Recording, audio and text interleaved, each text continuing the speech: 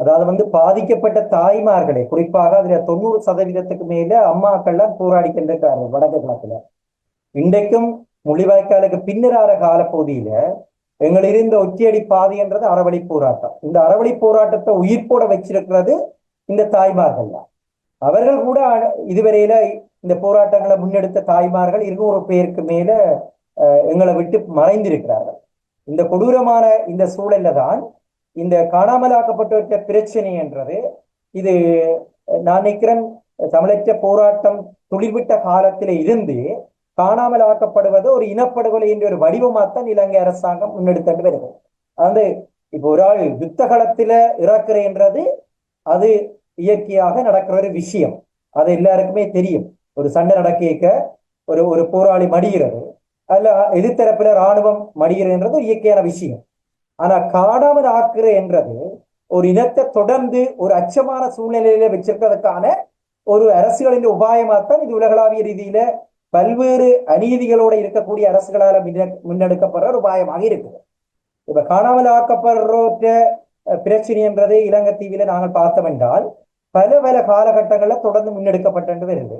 இதுவரையில நான் நிற்கிற 20,000க்கும் மேற்பட்ட தமிழர்கள் திட்டமிட்டு காணாமல் ஆக்கப்பட்டிருக்கிறார்கள். அதுல குழந்தைகள் கூட விதிவிலக்கு இல்லை. இறுதி யுத்தத்தில தங்களோட தாய் தந்தையோட சரணடைஞ்ச 50க்கும் மேற்பட்ட குழந்தைகள் காணாமல் ஆக்கப்பட்டிருக்கிறார்கள். அப்ப இந்த காணாமல் ஆக்கப்பட்டவற்ற உரிமைக்காக தங்களோட உறவுகளை மீட்டு தர சொல்லி குறிப்பாக எங்களோட அம்மாக்கள் தாயகத்திலேயும் புலத்திலையும் முள்ளிவாய்க்காலுக்கு பிறகு தொடர்ந்து இந்த போராட்டங்களை முன்னெடுத்து வருகிறார்கள்.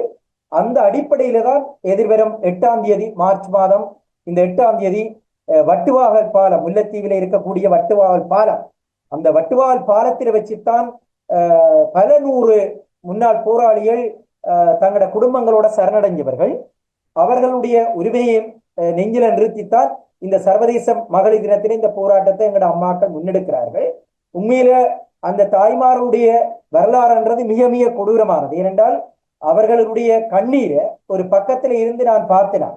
அந்த அம்மாக்களுடைய போராட்டத்துக்காக என்னால பல்வேறு தார்மீக ரீதியான ஆதரவை நான் கடந்த காலத்துல வெளிப்படுத்தி இருக்கிறேன். அந்த பாதிக்கப்பட்ட அம்மாக்களோட நான் ஐநாவுடைய மனித உரிமை ஆணையாளரை இலங்கை தீவில அருகில இருந்து சந்திச்சு வருவதாக அந்த அம்மாக்களுடைய கண்ணீரோடையும் அவர்களுடைய அவலத்தோடையும் அவர்களுடைய கோரிக்கையோடையும் எனது உயிர் இருக்கும் வரை நான் அவர்களோட இருப்பேன் என்ற செய்தியையும் ஊடகத்துக்களால பதிவு செய்தேன்.